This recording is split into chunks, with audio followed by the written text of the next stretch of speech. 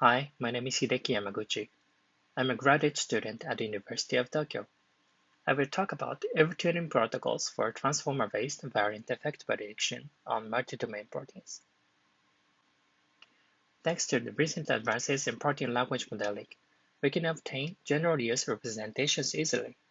In protein engineering, we are often interested in a specific target protein. Since experiments such as directed evolution are costly, we are usually given a small number of measured values, typically an order of hundreds or less. This necessitates unsupervised incorporation of evolutionary information. To this end, we here consider an additional fine-tuning step using homologous sequences to the target protein called Evotuning before supervised variant effect prediction. Let us see the complication posed by multi-domain proteins, which are often target of interest in realistic protein engineering. Here we see a protein with three domains, the first of which is the mutagenesis target.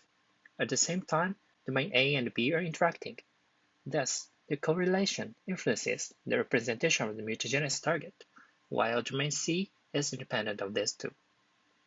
Naive mask language modeling for a full-length protein can include potentially noisy contributions from the domain C. So, our approach is to focus our attention on the most relevant parts, explicitly considering a multi-domain arrangement called domain architecture in a sequence. This is very simple, but effective, as shown later.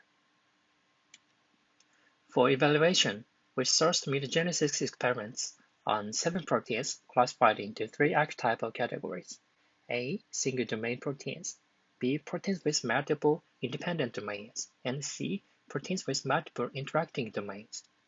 What I want to emphasize is that these proteins have different domain architectures, which needs careful treatment. By combining homology search, using hit sequences in fine-tuning and embedding strategies, we define Evotuning protocols, as in the right figure.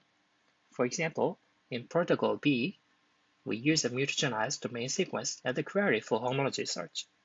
As the hit sequences tend to include domains homologous to the target, we used these full-flex proteins for fine-tuning. For variant effect prediction, we embed the mutagenized domains. We systematically examined our hypothesis that the proposed protocols A, B, and C are suitable for the protein categories A, B, and C respectively. The results are as follows. As shown in the table, each Evotuning model outperformed their pre-trained counterparts. Moreover, domain architecture-aware protocols achieved better performances than domain architecture-unaware ones. For example, for YAP65 in protein category B, protocol B, which was considered suitable for the category B proteins, achieved significantly better accuracy than others. If we train the variant effect predictors end-to-end, instead of training lassolars on top of frozen Evotuning weights, we obtain further performance boost for 5 out of 7 proteins, especially in a data-rich regime. Finally, Evotuning models with our protocols worked better than the previous methods, such as LSTM-based UniRep or unsupervised MSA-dependent deep sequence. To explore how the substantial performance improvement was realized by Evotuning, we visualized the attention maps of YAP65 models as an example. The map displays a contact map-like, roughly symmetric pattern with respect to the diagonal, which is in sharp contrast to the absence of such a pattern for the pre-trained model. This is a bit surprising because no explicit knowledge on the tertiary structure was input into the model on fine-tuning. This suggests that the structural information was implicitly incorporated into the model, even from a set of unaligned homologous sequences, possibly leading to improved accuracy. To summarize, we defined Evotuning protocols for transformer-based variant effect prediction on multi-domain proteins.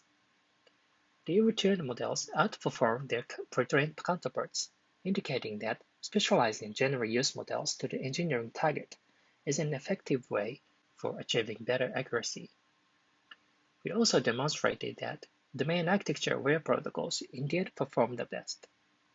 The visualization of attention maps suggests that transformer models can incorporate tertiary structure information in an unsupervised manner. The complete data and discussions can be found in the article below. If you're interested, please check it. Thank you very much.